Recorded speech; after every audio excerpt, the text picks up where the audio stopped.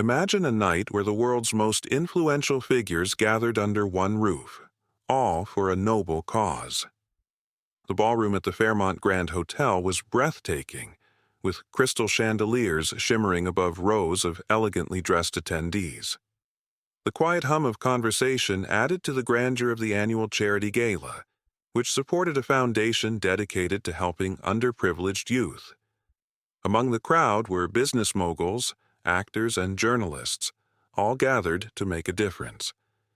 The air was alive with energy, yet an undercurrent of anticipation buzzed as the evening's keynote speaker prepared to take the stage. Seated toward the back in a less conspicuous corner was Barron Trump, at just 18 years old. His tall frame and stoic demeanor made him stand out, though not intentionally. He had been invited by a family friend, a quiet gesture meant to introduce him to a different circle. Unlike many attendees who thrived in the spotlight, Barron seemed content to observe, his piercing blue eyes scanning the room with a calmness that belied his age. The gala had been moving along smoothly, with a string quartet playing softly in the background and waitstaff gliding through the room serving delicate hors d'oeuvres and champagne.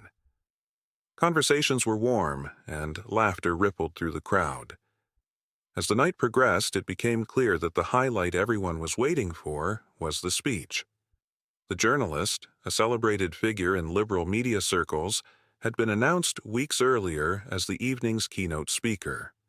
Known for their sharp wit and unapologetic opinions, they were revered by some and criticized by others for their fiery rhetoric.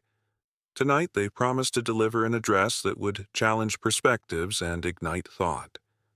As the MC introduced the journalist, there was a noticeable shift in the atmosphere. Conversations quieted, glasses were set down, and all eyes turned to the stage. Barron, too, leaned back slightly in his chair, his expression unreadable. The journalist stepped up to the podium, a confident smile spreading across their face. Dressed impeccably in a sleek black suit, they exuded charisma. The audience responded with polite applause, but there was an edge of expectation. Would they push boundaries tonight, as they so often did? What no one anticipated was how much. As the spotlight illuminated the stage and the journalist began to speak, the evening's elegance would soon give way to a tension that no one in the room would forget.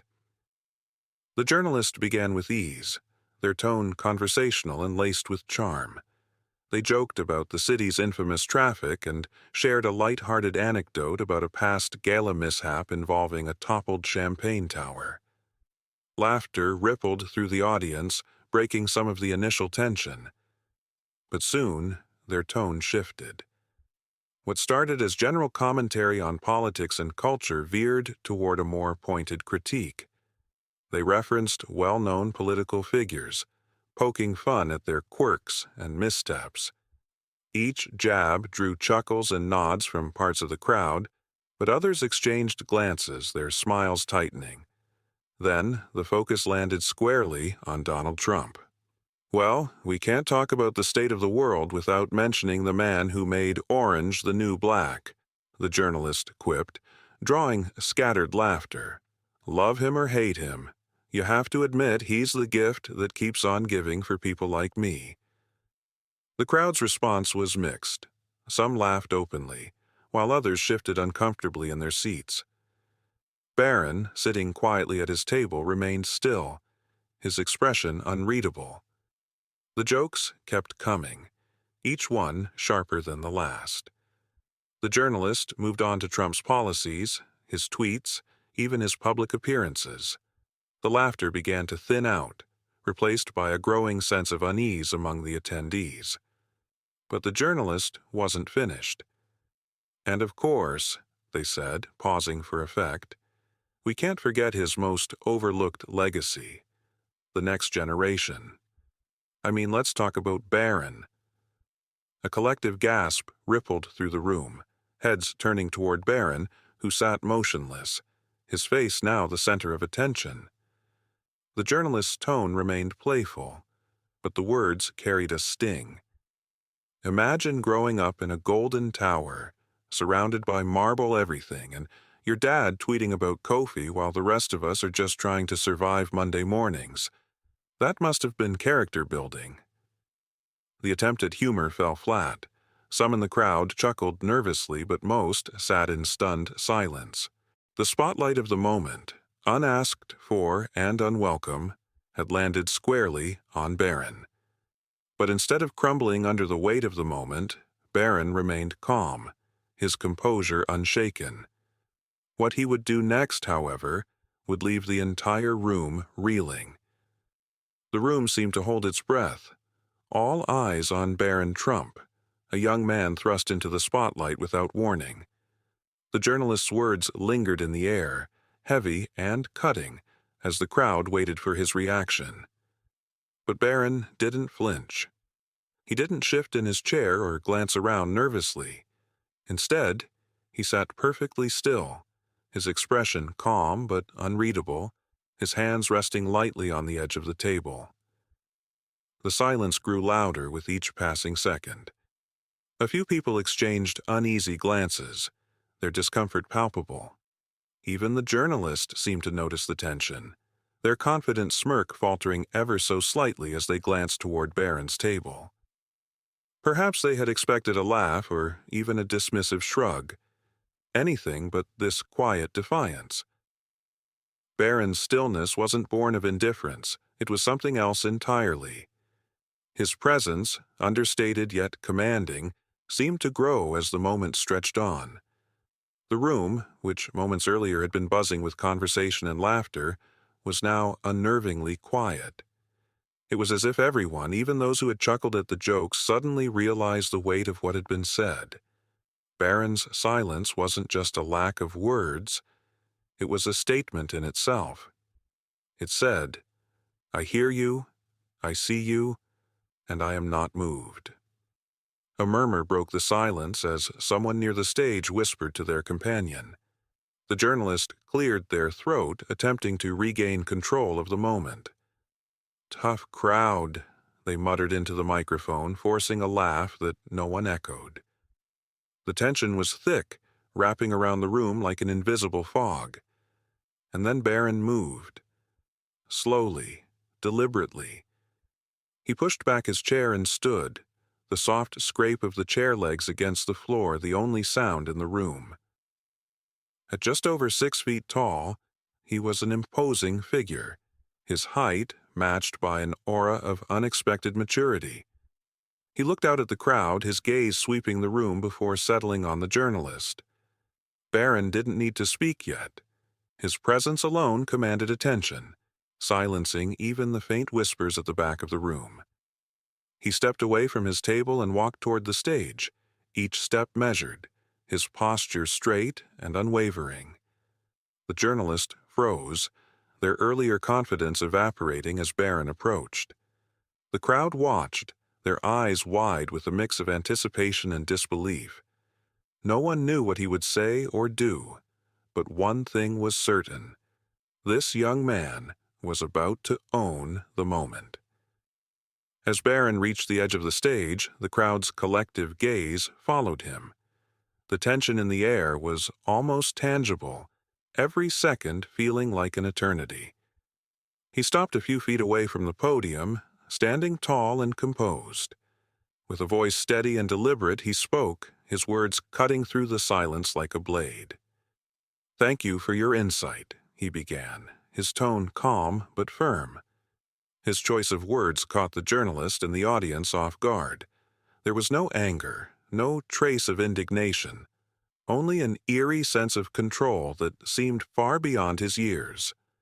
"I've grown up watching people make assumptions about me, my family, and my life," Barron continued, his eyes fixed on the journalist. "It's almost become a game to some, a way to fill in the gaps when you don't know the full story. And I get it. We're public figures.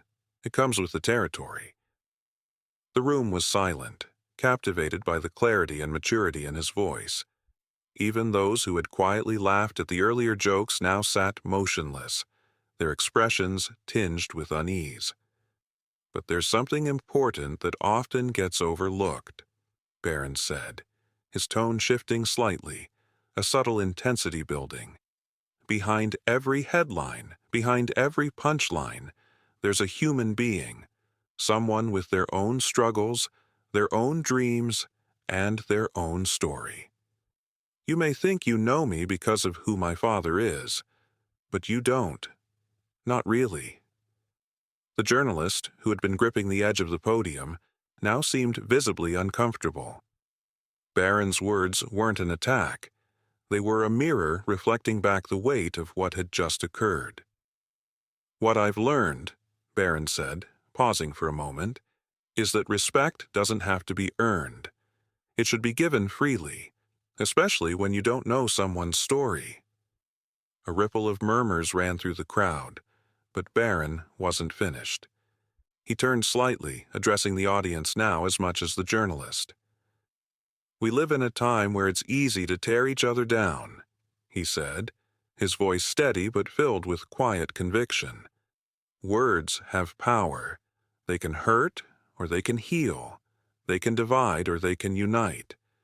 And I think we could all use a little more of the latter." The audience was spellbound. Barron's words, spoken with a calm resolve, carried a weight that seemed to transcend his age. It was clear that he wasn't just responding to a moment. He was speaking to something much larger, something universal. Barron took a step back, his gaze once again locking with the journalist's. "I hope this gives you something to think about," he said softly. There was no malice in his voice, only a quiet strength that left the room in awe. He turned and began walking back to his seat, the soft clicks of his shoes on the polished floor the only sound in the stunned silence. No one moved, no one spoke. Even the journalist stood frozen, their earlier bravado completely dissolved. But as Barron sat down and the applause began to build, the real impact of his words would echo far beyond that room. The applause started as a hesitant clap from somewhere near the front of the room, but grew quickly, spreading through the crowd like wildfire. Within moments, the entire ballroom was on its feet, erupting into a thunderous standing ovation. Some clapped with admiration, others with a sense of redemption for the awkwardness that had hung in the air just minutes earlier. The journalist, still standing at the podium, attempted to muster a smile, but it was clear the moment no longer belonged to them. Barron, seated back at his table, didn't react to the applause. He remained composed, offering only a polite nod to the attendees around him. It wasn't humility or shyness. It was the quiet assurance of someone who had said exactly what needed to be said. Within hours, snippets of the moment began flooding social media. Attendees had discreetly recorded Barron's speech on their phones, and the footage was now spreading like wildfire. Tweets, Instagram stories, and TikTok clips captured the essence of the evening, with captions ranging from admiration for Barron's composure to critiques of the journalist's misplaced humor. "Barron Trump just schooled an entire room on class and respect," read one viral tweet. Another post, shared by a prominent celebrity in attendance, stated, "No matter what you think of his family, this young man just gave us all something to think about." News outlets picked up the story the next morning, some praising Barron for his maturity, calling it a defining moment for someone who had spent much of his life in the shadow of public scrutiny. Others debated the ethics of the journalist's remarks, questioning whether public figures, especially young ones, should ever be fair game for such commentary.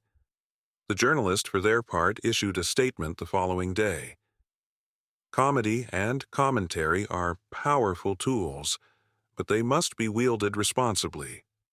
Last night I crossed a line and I apologized to Barron Trump for my remarks, but not everyone accepted the apology at face value." Talk shows, podcasts, and online forums buzzed with heated debates about the incident. Some argued that Barron's speech was a much-needed call for civility in an increasingly polarized world. Others saw it as a poignant reminder that even those in the public eye are human beings deserving of respect. For Barron, however, the frenzy of attention seemed irrelevant. He returned to his daily life with the same quiet dignity that had defined his response at the gala.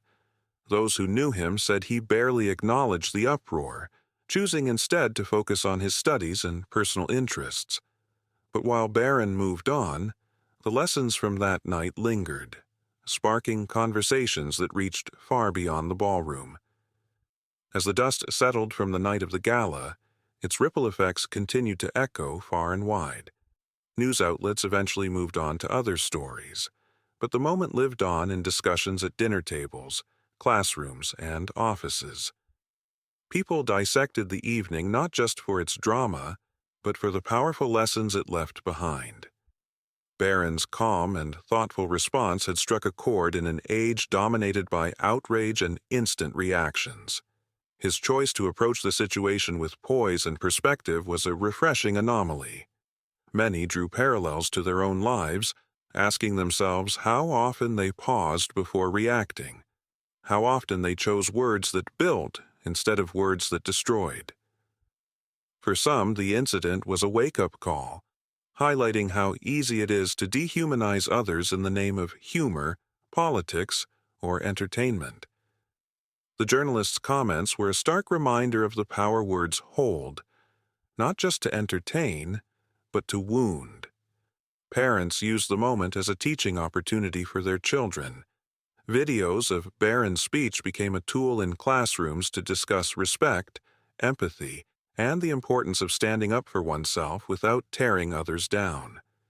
Teachers praised his ability to address conflict with grace, encouraging students to think critically about how they communicate. Yet the most profound impact of the night was its ability to bridge divides, if only for a moment.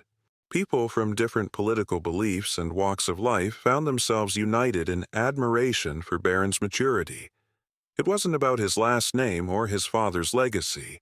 It was about a young man demonstrating that respect and empathy still have a place in the world, even in the face of provocation. By choosing to respond with kindness and integrity, Barron had reminded everyone in that room and countless others watching from afar that dignity is a choice. His actions didn't just defend his own dignity, they inspired a moment of collective reflection, a reminder that respect, even when undeserved, can be a transformative force. Let Barron's example be a reminder for us all. Words have power. Use them wisely, whether it's with a friend, a stranger, or even someone you disagree with. Choose respect and empathy. If this story resonated with you, don't forget to subscribe for more real-life stories that challenge and inspire us to be better. Let's keep the conversation going.